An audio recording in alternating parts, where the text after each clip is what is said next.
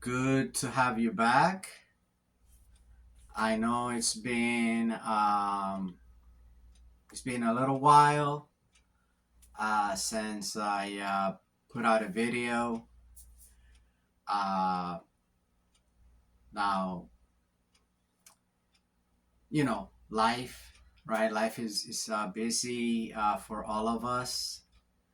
Um, but today, I felt right about you know adding adding to this important topic of child abuse. Now, today, what I want to talk about today is going back. How do we remember our abusers, right? How do we remember them, right? Because remember that memory is deep in the subconscious mind, and it remains there just like if it was yesterday, right? Because to the subconscious mind, time is irrelevant. So it feels like if it was yesterday. So, how do we remember our abusers, right? We remember them as big, strong, right? Powerful, scary, right? And we remember ourselves as weak, small, defenseless, right? Those are very, very powerful impressions, right? And those are still with us, okay? Those impressions, those feelings are still with us, right? And they are triggered whenever we encounter someone or some situation where uh, it reminds our subconscious mind of the abuse, right? It reminds the subconscious mind of the threat to our physical, mental, emotional well-being.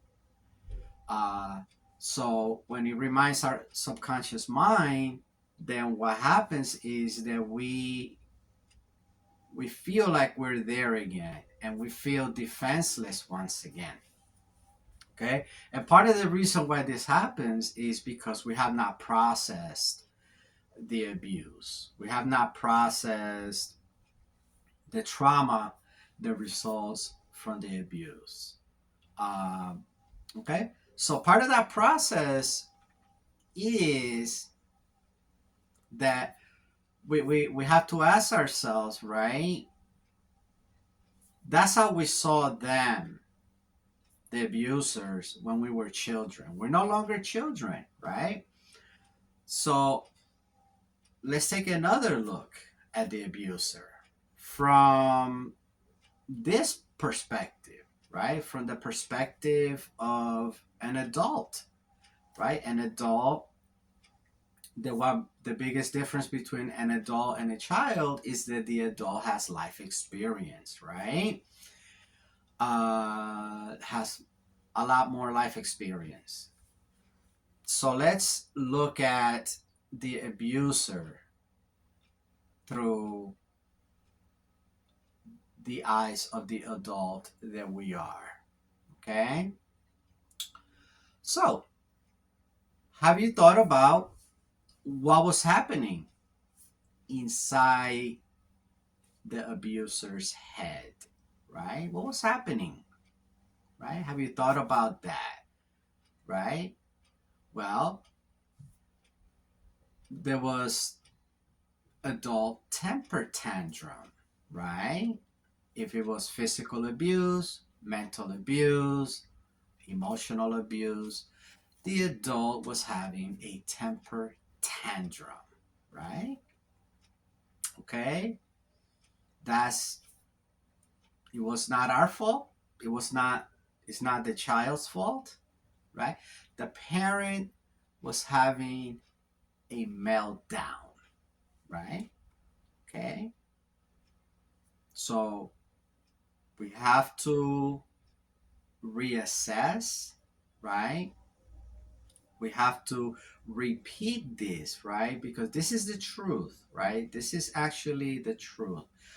But it has to be repeated over and over again because this is how the subconscious mind holds on to what it holds on to, right? Whether it's good, whether it's true, or whether it's a lie, right? If you repeat a lie enough times, the subconscious mind will hold it as truth, right?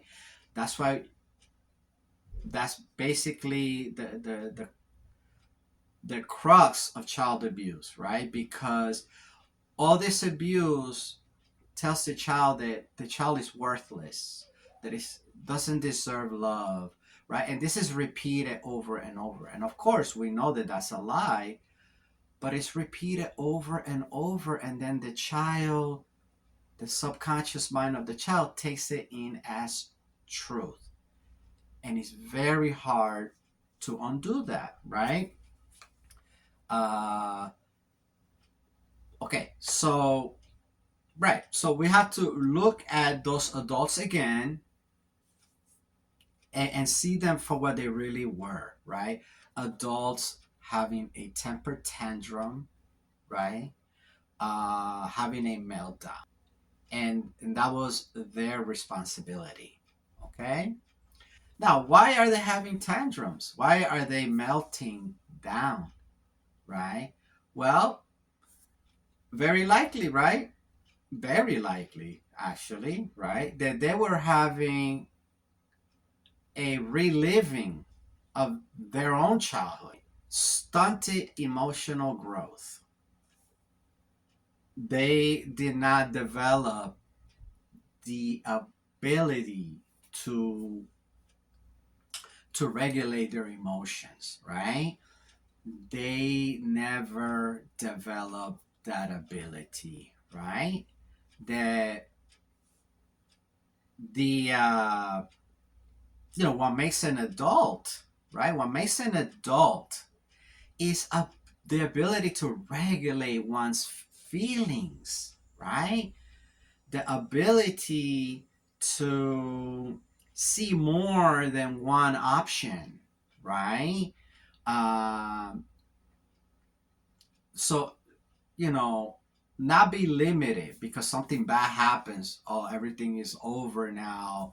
The sky's falling, right? An adult, a healthy adult, right, uh, understands, right, that life is not black and white, right?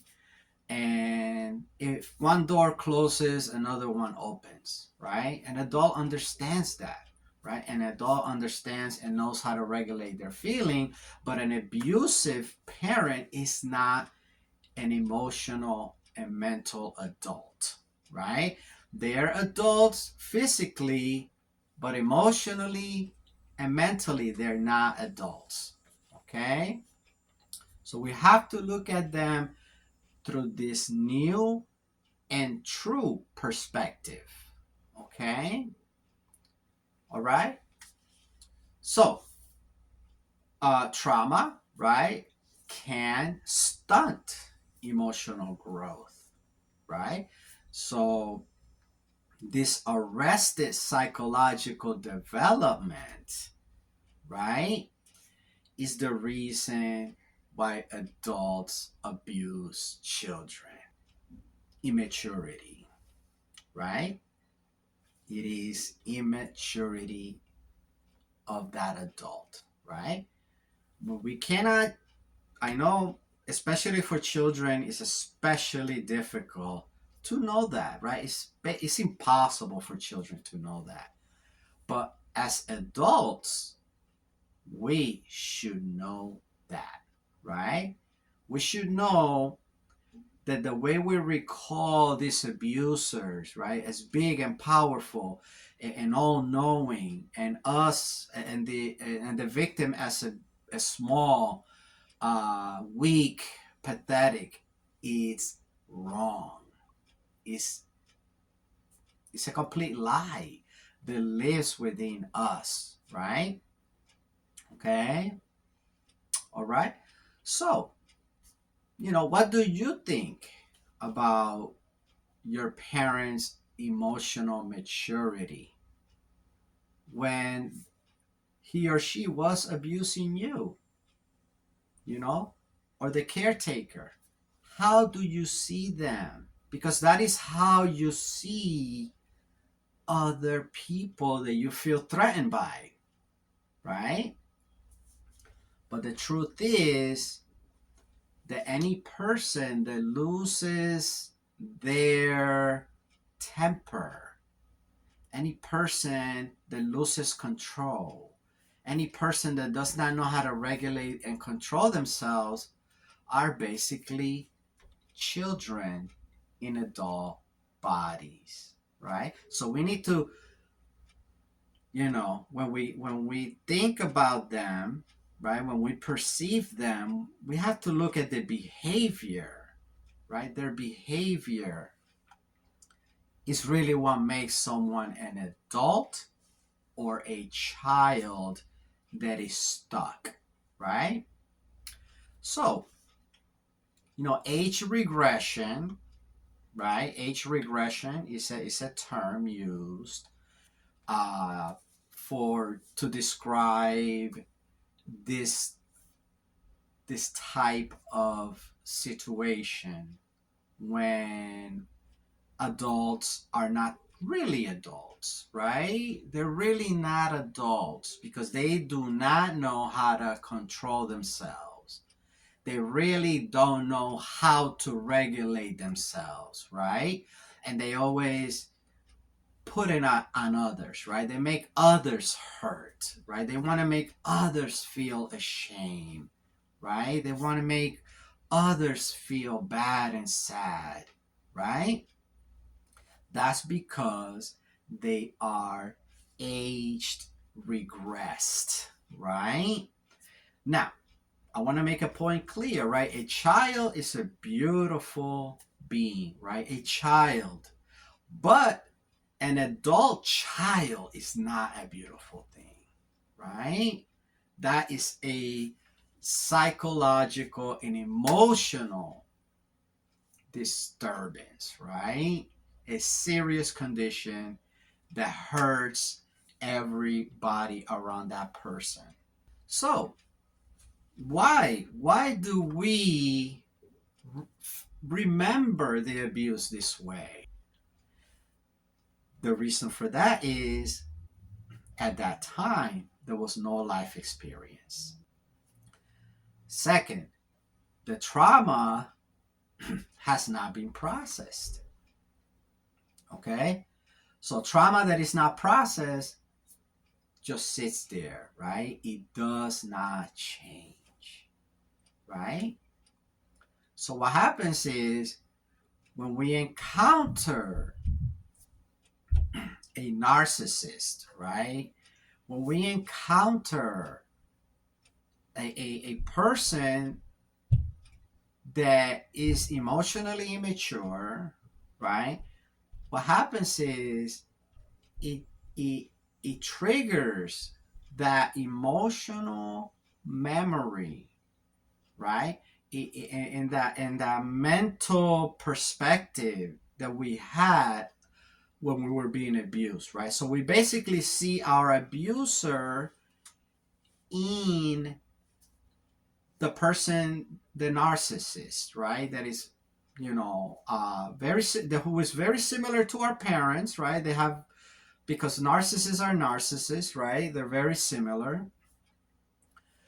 But the point is, if we start taking another look, right? If we start taking a different look at the memory that we have of the abuse, okay? If we start looking at that again through new eyes, through new perspective, all right? Using our knowledge, using our life experience, And looking at that, not one time, not two times, but time after time after time.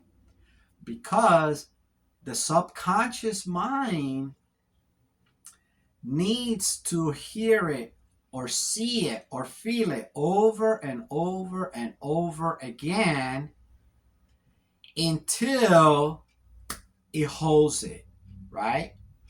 Once it holds it, right? Once it holds it, it will hold on to it with all of its might. Okay? But first, it has to hear it over and over and over and over again. So, over and over again, look at the past, look at the abuse, look at your parents as pathetic, right? Look at them in your mind's eye as children, stuck, all right, having temper tantrums. Forget about what their body looks like. Forget about, remember their behavior. Their behavior. I know when you were a child, they looked big and they were tall, right? They were big and they were tall. Okay? When they were children, you always looked up because they were big and tall. All right? That memory, look at it now, eye to eye. You are big, you are tall, but more than that, you are grown emotionally and mentally. All right? And the truth is the truth. Okay? It is the truth. All right? They were not adults. Okay? Now, when you do this, when you look at them for what they were, right? And if they're still in your life, for what they are, if they have not changed, right? Then the shame, right? The most devastating outcome of child abuse is the shame, right? It's the shame that the child never deserved, right?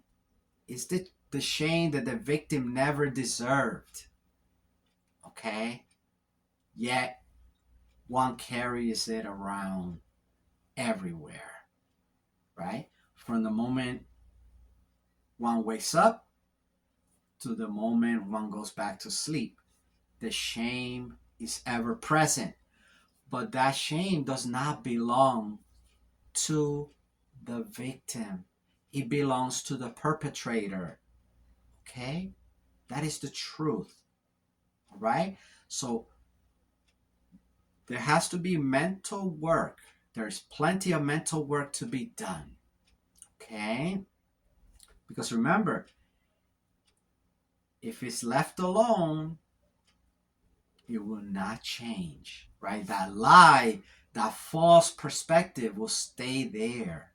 It will not change. So